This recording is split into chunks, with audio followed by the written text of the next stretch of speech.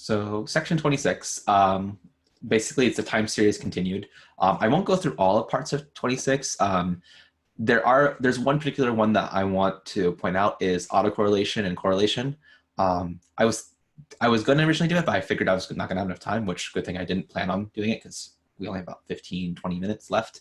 So, but just know it's relatively straightforward. Read through the curriculum for autocorrelation. If you, especially if you guys just messaged me, since you guys are here, tomorrow you're like, hey, like, I looked at it and like, I don't understand what's going on. Can we talk about it, tomorrow? I'll be fine with that, even though we're moving on to a new part. But just kind of know that that's the one section I'm not really talking about. And most of the curriculum for section 26, I think, Stephen, you might have probably already gone through it, but like for Matt, when you go through section 26, it's a lot more, I think there's like 3 or 4 labs that are like pretty much the focus, and that's like half of the curriculum. So just know that most of it's just a lab, which is really useful. I think you should go through it. But I'll give you guys the basis of all these models. So section 26 basically talks about different models. And basically, we're going to start off with this white noise model. And from white noise model, we can actually expand it out. And that's when we get into random walk, AR models, MA models, and then ARMA models. And then we're also like, I'm going to mess up the word. I can't remember now. But no, we can expand even further from this ARMA model. Okay. So, but we're only going to talk about these 5 really, which should be enough to really get you started. So the first thing we want to do, oops, let me close this up there. So the first thing is white noise model. This is actually from the curriculum points to this blog. Does a really good job of explaining the white noise model. So definitely take it out.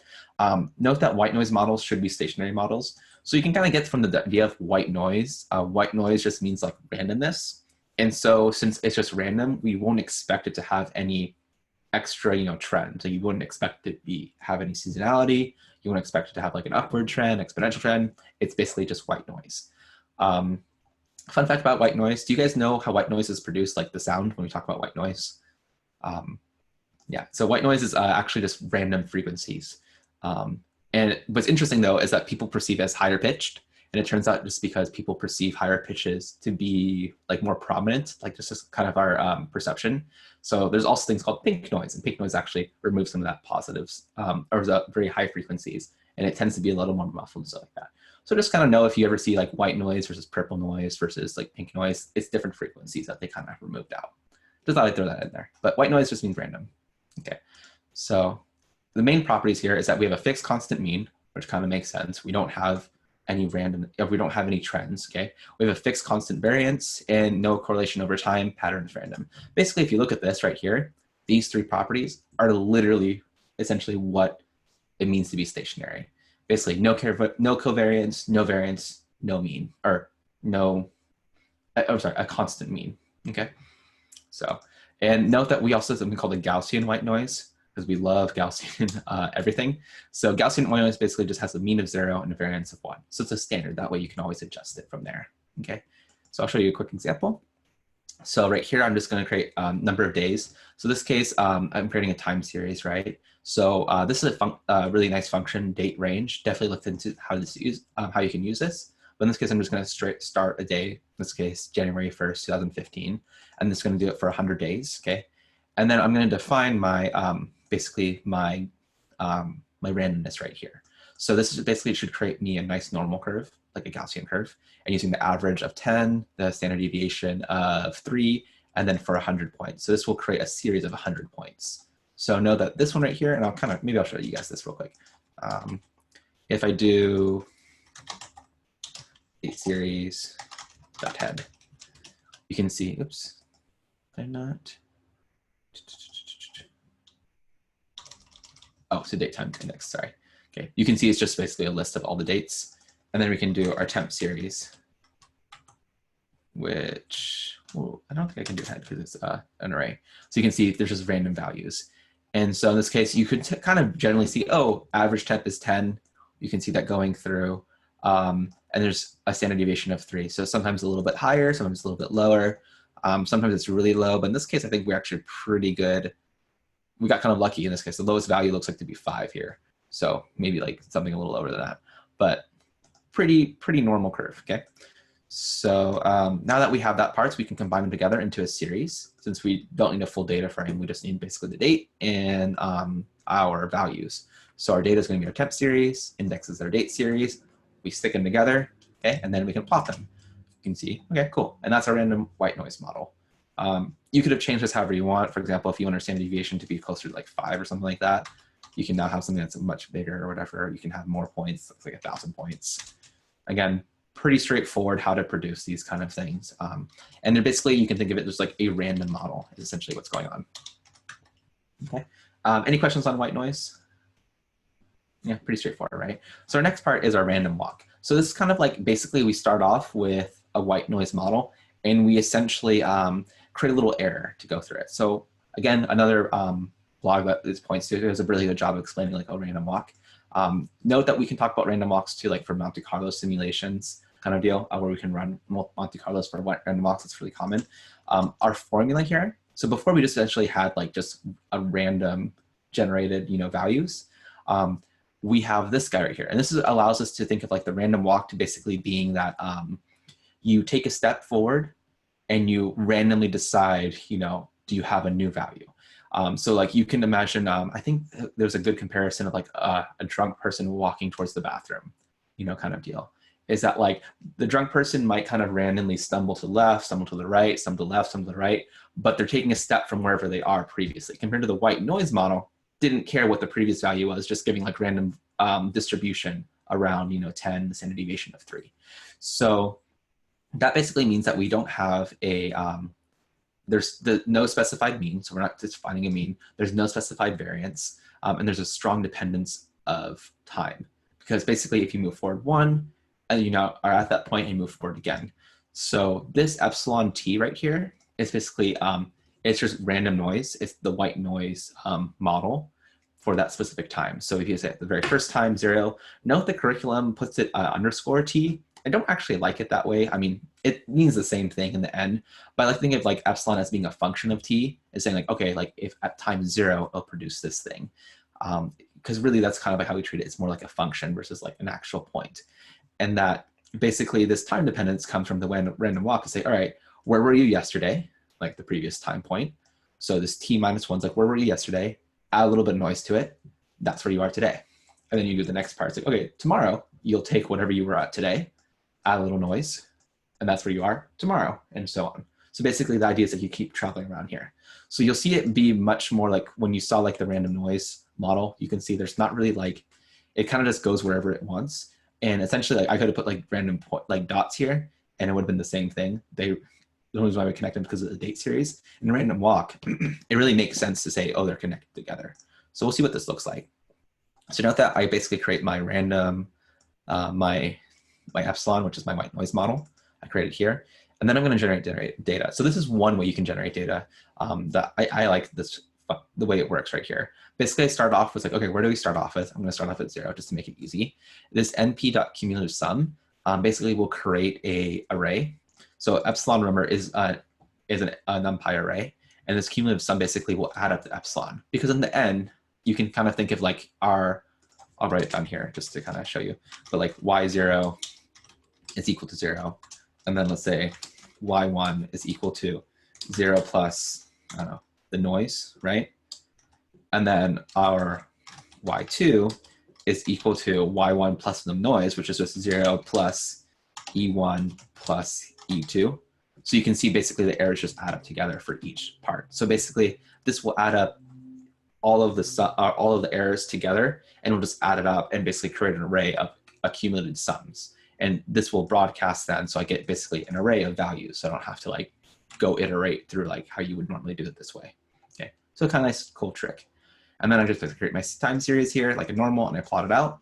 And so now you can see is that it has a lot more like there's still randomness in here. And if you remember, it's the same. I kept the same random model. So standard deviation of 10. I probably could have changed that, right? Did I change that? Okay, whatever. I could have put like 10 and then 3. This would have been this way. So let's try to run that. Oh, that's why I didn't do it. Because the randomness basically overtakes that part. So that's why I didn't do it. But you can see here is I have very small randomness.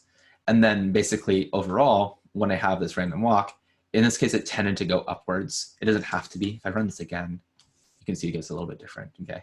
But you can basically see like every point is defined from the previous point. So if you're already high up here, you're more likely to keep going higher, right? Or just go up or down, you know, at a certain level. But since you're already high, you're not going to go down that much higher. Okay. And if I do this over long periods of time, it should average out to pretty close to, let's say I would do like 6,500. It should eventually average out to 0, depending on how the distribution is. Okay. So any questions on random walk? Okay, just know that it basically creates a time dependence within the random model. Okay, so the next part in here, and this is not as clear when I did this part, so hopefully this kind of gives you an idea. It's like, okay, from 0 goes up to 200, but kind of randomly going back and forth, right? Kind of like flipping the coin. We can do a random walk with a drift. So what this means is essentially the same exact idea, but there's a drift C. There's some constant C that's always being added every single time. So you can kind of think, it's like, well, if you're always adding the same constant every single time, you'll end up going in a certain direction, even though it might be more or less random. Maybe you have a negative number, maybe you have a positive number, and so on. So the way, the way I kind of imagine this is, again, I've heard this comparison with like a drunk person. Like the drunk person's trying to get to the bathroom, but like maybe more or less their movements are kind of like random. So sometimes they go left, sometimes they go backwards, sometimes they go forward, but they know they're going to that bathroom. So they might kind of randomly go, you know, around it, but they're kind of in that general, like I'm going in this direction. That's kind of what that drift is. That C is that direction they're heading off to. So if I run this now, basically the same exact model. In this case, I just add that C every single time. So that's why it's in the cumulative sum. And you can see here, this is our original model in blue, I believe. Okay. Yeah, so this is our original model right here. And then basically all I did here was just to C. So I didn't run the model over again. So this epsilon and this y0 is exactly the same. All I added was basically a C each time. So you can see it drifts off in this direction of positive C. If I put minus 0.05C, you can see it drifts off in that negative direction. If my C is too big, I think 1 was too big, you can see it gets pretty hard to tell in this case. All that randomness basically just disappears because it's basically moving in that direction pretty strongly. You could say the constant is like their friend that they're hanging on to. Yeah, you can kind of think like someone's always like you can think of it as, you know, like your friend's like always like nudging you in the certain direction, like but with a constant force. Like it's not like they're pushing you harder and harder. It's like, oh, they're just constantly nudging you off the side. Or if you imagine like, I don't know, you're like holding something heavy on one side and you're just always constantly kind of moving in that general direction. The same idea here. Cool. Is there any real data that looks like this? Looks like this model? Yeah. Oh, you mean like the drift part or just? Just like, it looks like a random walk. Yeah, there's actually quite a lot. So basically anytime you have like influence, so this is where, more for physics, if you ever talk about physics with electrons, you'll hear people talk about like electrons going really fast, but in reality, electrons actually go very slow. And basically electrons do this random, like go, like you imagine my point, like a little electron going back and forth. But if you apply an electric field, they'll actually have a drift where they'll still go randomly, but they'll kind of move in this general direction. And that random drift, that C part, is actually the electric field putting through. So this is kind of like a real, like, you know, like physics, you know, thing. But you can also have just a general direction being pulled towards this, saying like, oh, like for example, like inflation might have something similar like this way, where he was like, okay, like, you know, you have this factor that's always constantly moving in this direction, where maybe more money is being printed out, for example. So that's actually quite common with when you have a drift, but it's usually some outside force that's constant in some way. Usually it's artificial. And I just say artificial, that's not the best way, but it does exist. So yeah. All right. And then we have a few more minutes, so I'll talk about autoregressive models. This is pretty quick, and MA models. So just know, I didn't run this part. So basically it's similar to like with how we just basically did the random walk in, what's it called, with a white noise. So this is our white noise part. This is our mean mu. So you can kind of see that it's kind of like our C right here. The difference is that basically have autoregression where we essentially create this is just a number, this this factor phi, and yt basically is our previous number. So it's still based on the previous part, but there's some factor that says how much does the previous point matter, okay, each time. So basically if you have y equals 0 here, you basically have the white noise model with a mean of mu. basically you have a drift factor, which is the same. You have a drift factor, but like random noise. So eventually just go upwards, right? Or like downwards, depending what mu is, okay? If phi is less than 0, you actually end up getting this oscillation. Basically, the previous point doesn't matter as much, but it still has a factor. So you tend to get this part where you're like, oh, go up and then go down, go up and down. And then greater than 0, basically the previous points are correlated with the past. So we actually see where, okay, like depending where you were previously actually matters before. So again, this is essentially the random walk value if phi equals 1, okay? So this is why you have this part. So if mu was 0, we would just essentially have the random walk without a drift, and then this being 1. So I'll show an example here. This is pushed to the GitHub too, so you can play around with this, and also there's a lab. But you can see here a phi of 0.01, not that much difference. If I have something like a negative factor, you can see I start getting this more oscillation kind of factors. And then note that if I get into really high negative, you can see a lot more, what's it called? A lot more oscillation. Note if I get up to like 1, so let me do -1, you can see I get this really high factor. And then if I get into higher and higher, you can see it basically overpowers the whole thing. So that's why we end up getting that part. But yeah, you can see there's the oscillation part versus something like this, where now we're having that general drift right here. Okay, they're very correlated together. You can see that basically it's moving up in this direction. Okay, so cool. That's this is autoregressive models, AR. Okay, not that AR, the other AR. So MA are moving average. Okay, same idea. So I'll kind of show you again. Same idea, but instead of saying that's like, oh, it's dependent on the previous value, it's dependent on the error value right here. So the errors are the ones that actually make a change on what's it called, the next values over. So it looks at its previous error. So this will kind of have a different kind of thing, but same idea. There'll be oscillation. Sometimes it's autocorrelated, and I'll just run this one to show you guys. This one's a little hard, in my opinion. It's a little harder to see this this period, but you can do. Yeah, I can't do it too well. But basically play around with this kind of deal. But the same idea is basically instead of being correlated from the previous value, it's correlated with the previous error value, okay? And then just now the last thing, because we're kind of running out of time, we have the ARMA model, which basically it's like, oh, you can have it correlated with not just the previous value, okay, but you can also have it correlated with the previous error value. So we can have this ARMA model right here. Basically, you're coming AR and MA together, okay? And just know we can do higher order. For example, you can say, oh, it's not just dependent on just the previous value, but maybe the previous value. So you get 2 time steps before, 1 time step before, and then maybe just some error value. So you can do a lot of combinations into like how this will work. So yeah, okay. Again, curriculum has quite a bit of information on this too, so definitely check that out. Okay, any questions you guys have for these last parts? I kind of went through this last part pretty quickly, but hopefully it's not too hard. Basically, it's just it's adding on extra parts to the white noise model. Okay, cool. Yeah, cool. Thank you.